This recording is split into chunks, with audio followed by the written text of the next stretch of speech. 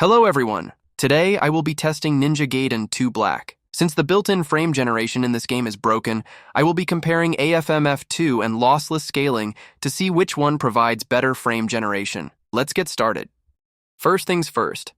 When it comes to super resolution settings in the game, I highly recommend using XeSS at quality rather than AMD FSR 3 at quality.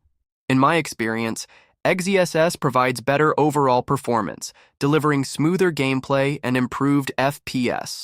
Here are the full in-game settings.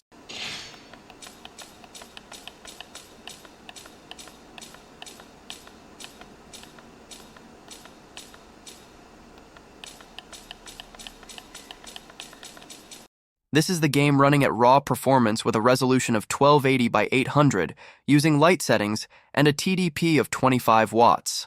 Under these conditions, the game can maintain around 60 frames per second when exploring or in non-combat scenarios.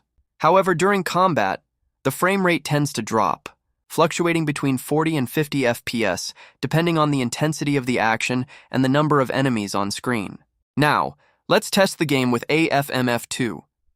Here are my settings in the Adrenaline software for AFMF2. With AFMF2 and Radeon Chill enabled, there are no noticeable artifacts or ghosting, and the game remains highly responsive. As you can see from the input latency measurements, the overall responsiveness feels great. However, when it comes to smoothness, the results are mixed. During combat, AFMF2 performs well, delivering a smooth and natural experience. The gameplay feels fluid. However, when there are no enemies around and the character is simply walking through the environment, I notice some choppiness in the animation. This issue makes movement feel slightly unnatural and less fluid compared to actual combat situations. This choppiness is a noticeable downside of using AFMF2 in this particular game. While it enhances performance during action-heavy sequences, it doesn't provide the same level of smoothness in exploration or low-motion scenarios, which might be a drawback for some players. Now let's move on to testing lossless scaling. Here are my settings for lossless scaling. With lossless scaling X2 enabled, there are no noticeable artifacts or ghosting, and the game runs smoothly with stable performance. The FPS remains consistent, ensuring that the gameplay experience is visually fluid without any major interruptions. However, compared to AFMF2, there is a noticeable increase in input lag, which slightly impacts the overall responsiveness of the game. While this added delay doesn't make the game unplayable, it is something to consider, especially for players who prioritize quick reactions and fast inputs.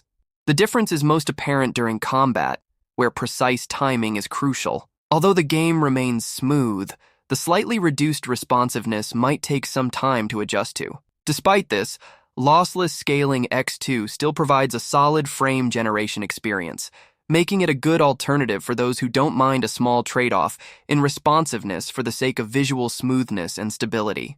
In conclusion, both AFMF2 and lossless scaling offer solid performance when tested in Ninja Gaiden 2 Black, but each has its strengths and weaknesses. AFMF2 with Radeon Chill enabled delivers excellent responsiveness and input latency, making the game feel very responsive and natural, especially during combat. It performs well in action-heavy sequences, maintaining smooth frame rates.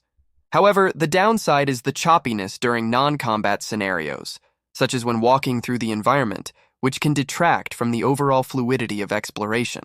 On the other hand, lossless scaling X2 provides a smoother and more stable experience with no noticeable artifacts or ghosting. The game runs consistently well, and while it lacks the same level of responsiveness as AFMF2, it remains playable. The added input lag may be noticeable during combat, but for players who value visual smoothness and stability over absolute responsiveness, lossless scaling can still be a viable option. Ultimately, the choice between AFMF2 and lossless scaling depends on your preference. If you prioritize responsiveness and smooth combat gameplay, AFMF2 is the better choice, despite the slight choppiness during exploration. However, if you're looking for a more stable and visually consistent experience with a little more tolerance for input lag, lossless scaling X2 might suit your needs better. That's it for today. Thank you for watching.